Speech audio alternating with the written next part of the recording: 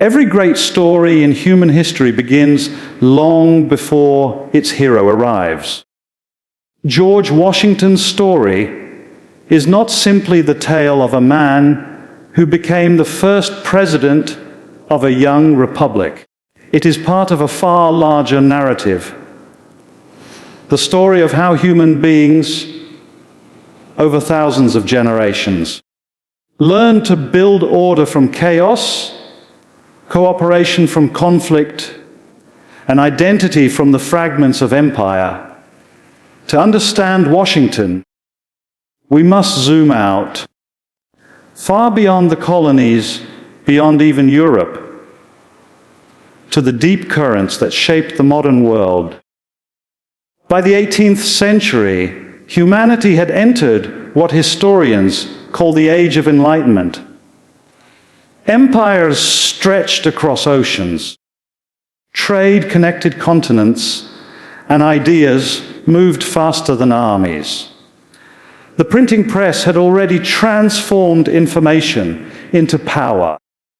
The scientific revolution had begun to erode superstition, replacing divine decree with reason and inquiry.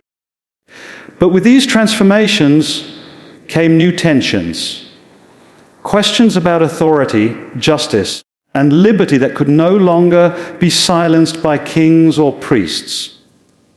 America, in this era, was a small experiment on the edge of a vast imperial world.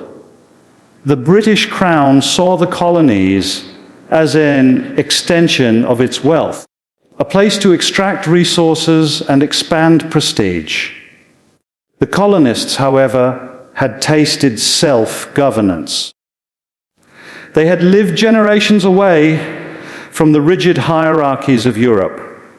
They farmed their own land, built their own towns, and argued freely in their assemblies. In the grand timeline of human evolution, they represented something new, a society beginning to imagine life without a monarch. Washington was born into this liminal moment.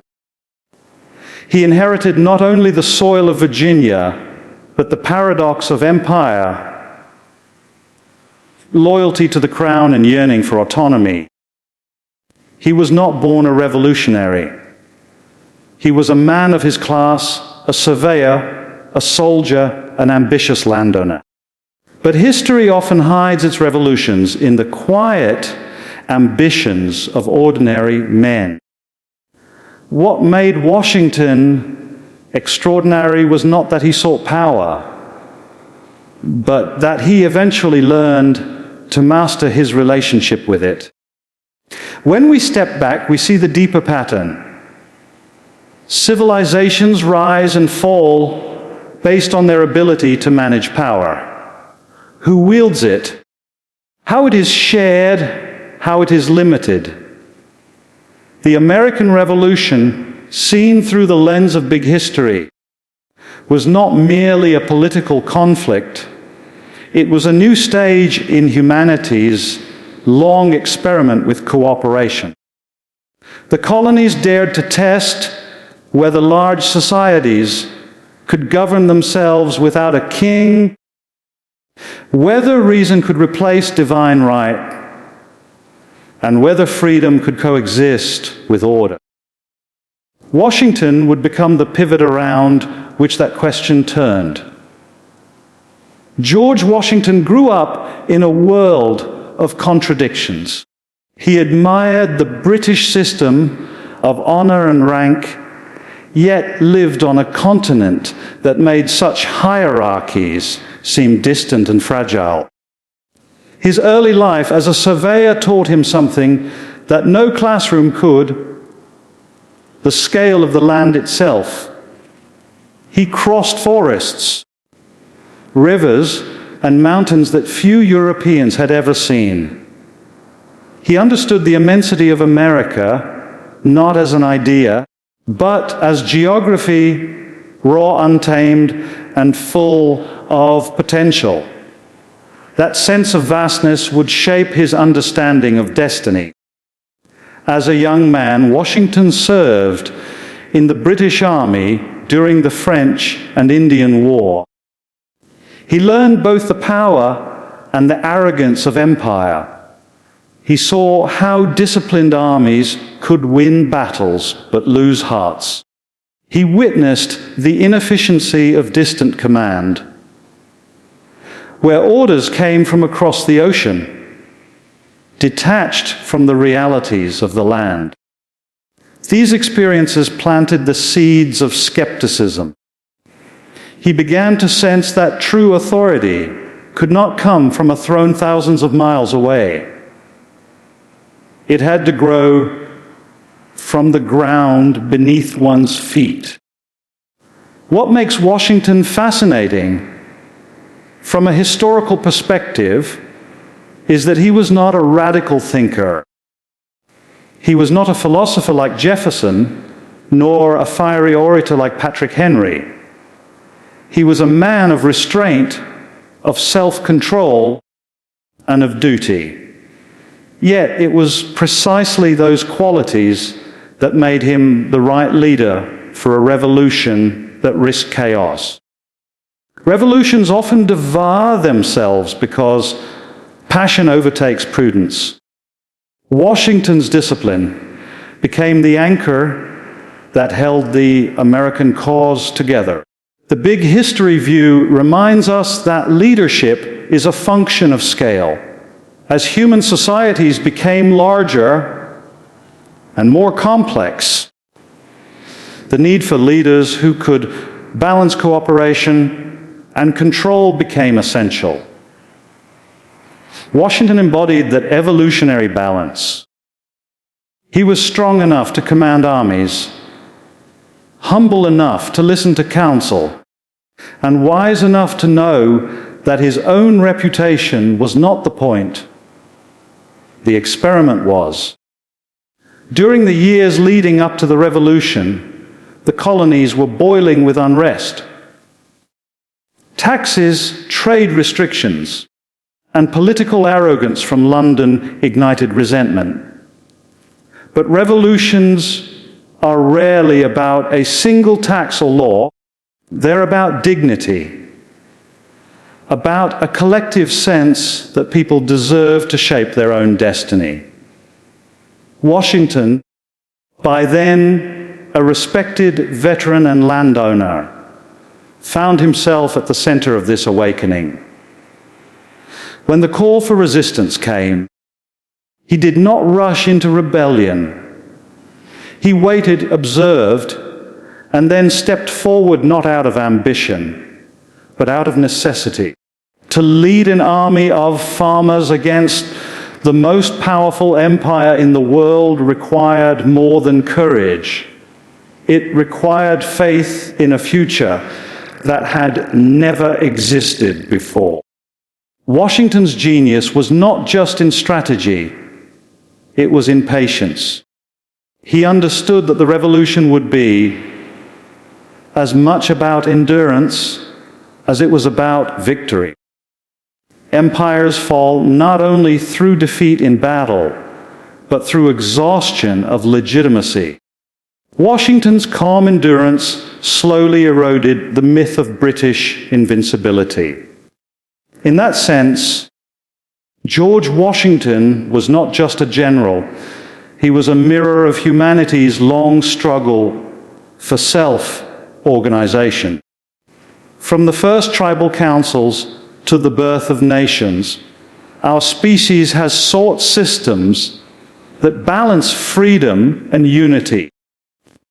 Washington's leadership during the Revolution was another evolutionary leap in that timeless search. When the war began, it was not a war of equals. Britain was the global superpower of its time, with unmatched naval strength and professional armies. The colonies had militias, brave, yes, but undisciplined, underfunded, and divided. If we view this through a big history framework, it was a contest between a mature, centralized system and a young, decentralized network still defining itself. Every revolution in human history follows that tension between the old order that seeks to preserve stability and the new order that seeks to redefine it. Washington accepted command of the Continental Army in 1775, knowing full well that his resources were limited. He faced not only the British, but the chaos within his own ranks, shortages of food, weapons, and unity. Yet his greatest weapon was not his sword, but his character. He turned disorganization into resolve, and through his presence, he made the impossible feel inevitable. Leadership in moments of historical transition is less about perfection and more about persistence.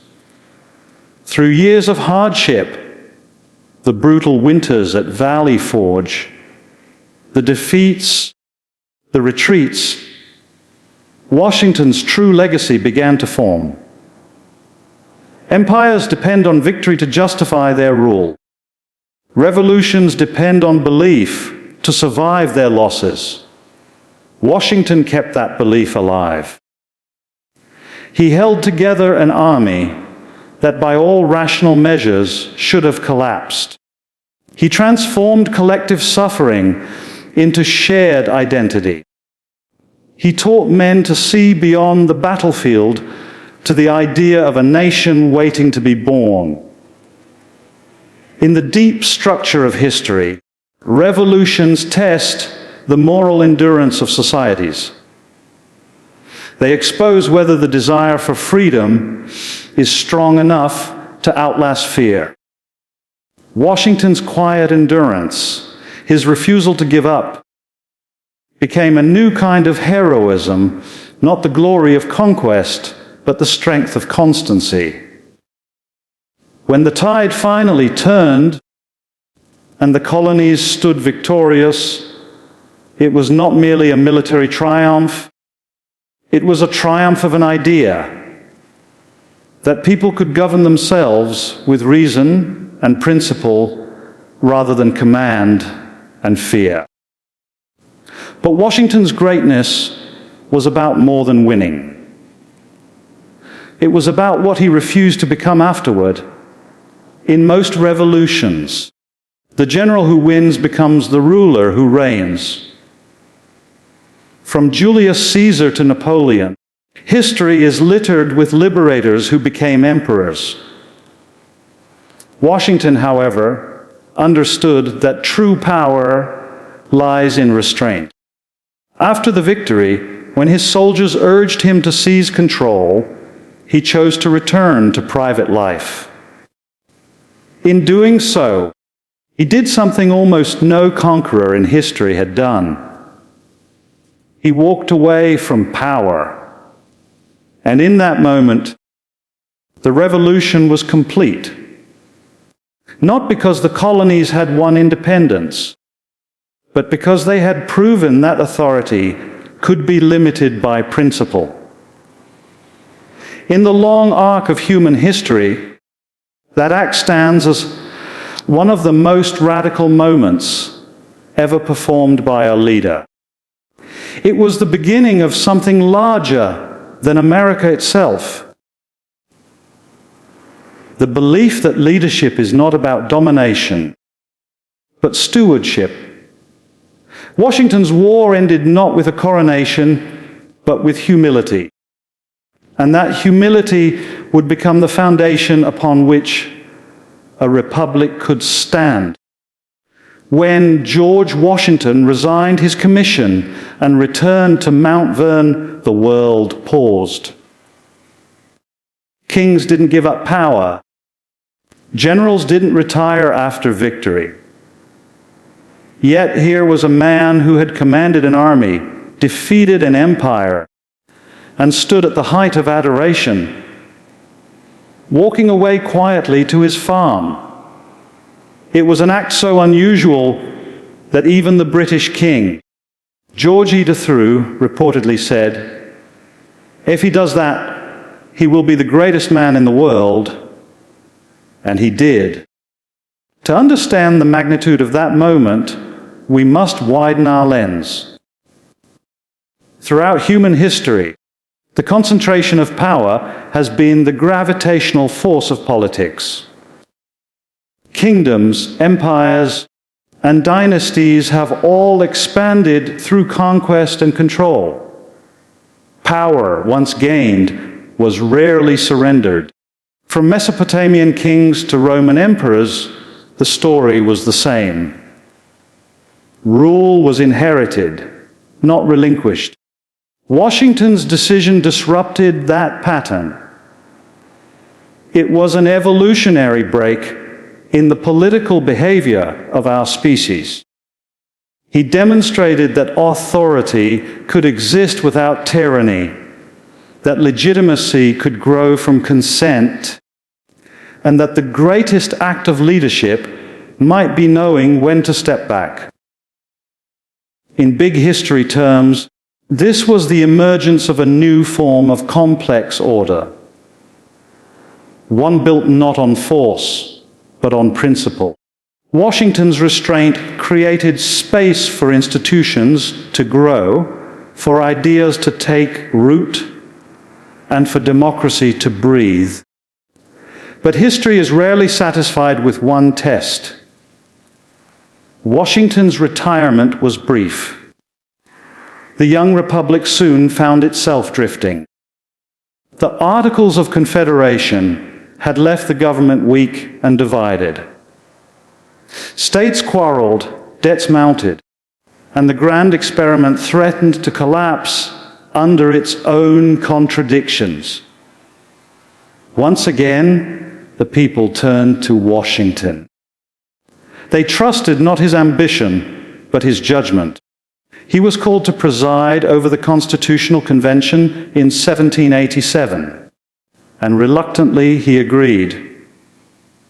In that convention, amid debates and divisions, Washington's presence became a silent stabilizer.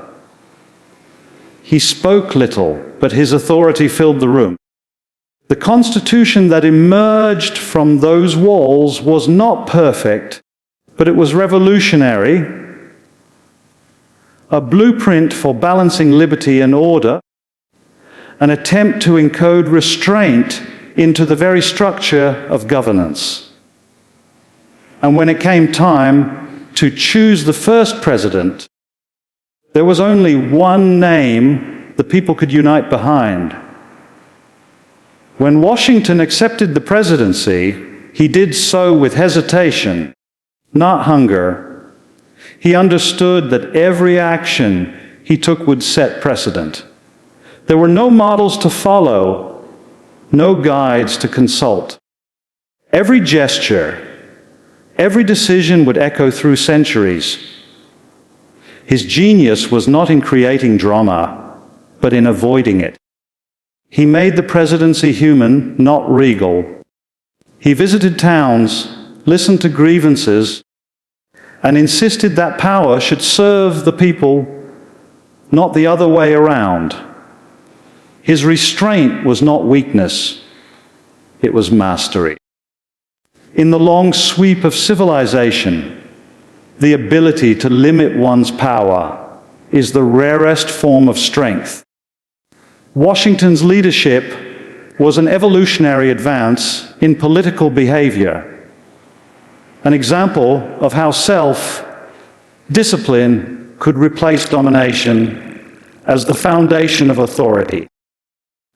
To appreciate the magnitude of what Washington helped create, we must remember the world he inhabited. The late 18th century was still an age of empires. Monarchs ruled Europe, colonial powers carved up continents, and the idea of democracy on a large scale seemed naive, almost impossible. The American Republic was a fragile anomaly, a flicker of light in a vast darkness of despotism. Washington's presidency was a balancing act between principle and pragmatism. He knew that revolutions often destroy themselves from within, that ideology without stability leads to chaos. So he built institutions, not cults. He believed that character, not charisma, would sustain a nation. In an era where others sought glory, he sought endurance. He surrounded himself with thinkers like Jefferson and Hamilton, men who disagreed passionately, yet shared a belief that the republic must outlast its founders. The challenge was immense. The new nation was burdened with debt, internal division, and foreign threats. Yet Washington approached governance as a continuation of his wartime philosophy: patience, balance, and long-term vision. He refused to be pulled into endless wars abroad or partisan extremism at home. He understood something profound about history, that civilizations rise not from passion alone, but from systems that channel passion into progress. Through that lens, Washington was not simply an American hero, he was a global milestone. His leadership represented humanity's growing capacity for collective self-governance. For the first time, a large society was proving that order could emerge not from monarchy or religion, but from consent law and civic virtue. This was more than a political experiment. It was an evolutionary leap in how humans organize themselves. Even in his personal choices, Washington embodied that shift. He rejected royal titles, refused lavish ceremonies, and insisted that the president be addressed simply as Mr. President. He understood that symbols shape systems.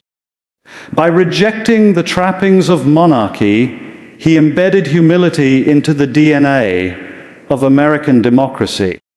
When we step back and look at George Washington through the panoramic lens of big history, he stands as one of those rare figures who mark an inflection point in civilization. Humanity's story is filled with conquerors and kings, but very few founders who transformed power into principle. Washington belongs to that small lineage of leaders who helped humanity evolve toward cooperation on a grander scale. From the earliest hunter, gatherer bands to the vast empires of the modern age, humans have struggled to balance hierarchy with equality. Too much hierarchy and freedom dies, too much freedom and order collapses.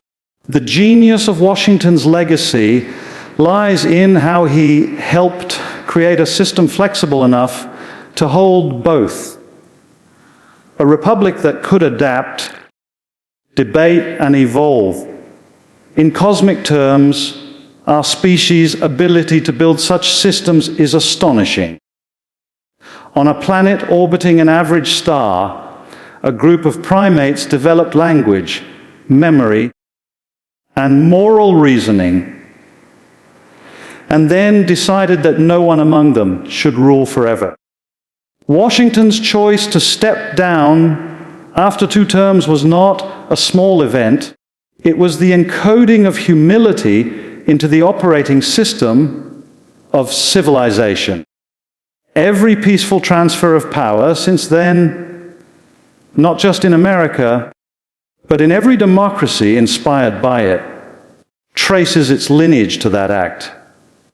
In that sense, Washington's true battlefield was not the war against Britain, but the war within human nature, the battle between ego and principle, ambition and restraint.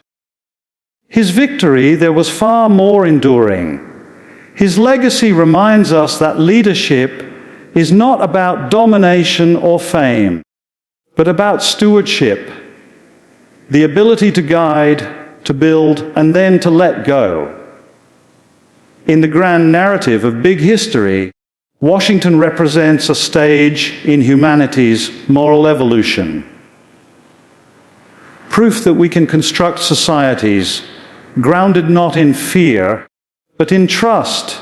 Today, when we look at the world around us, divided, impatient, often intoxicated by speed and noise, it is easy to forget that the foundations of our freedom were built by people who understood patience. Washington lived in an era of muskets and candles, yet his lessons speak louder than ever in an age of satellites and algorithms.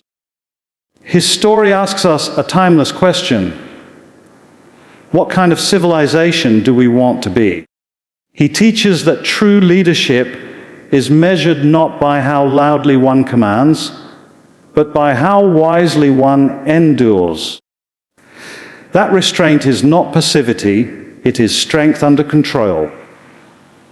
That humility is not weakness, it is the foundation of legitimacy. And that freedom, once gained, must be guarded not by weapons alone, but by virtue, discipline, and a shared belief in something larger than the self. In our time, when technology connects us faster than wisdom can catch up, Washington's life offers an anchor. He reminds us that progress without principle is just motion, and that the survival of any society depends not only on innovation, but on integrity. From the cosmic perspective, George Washington is a small point in time, one life among billions, one century among thousands.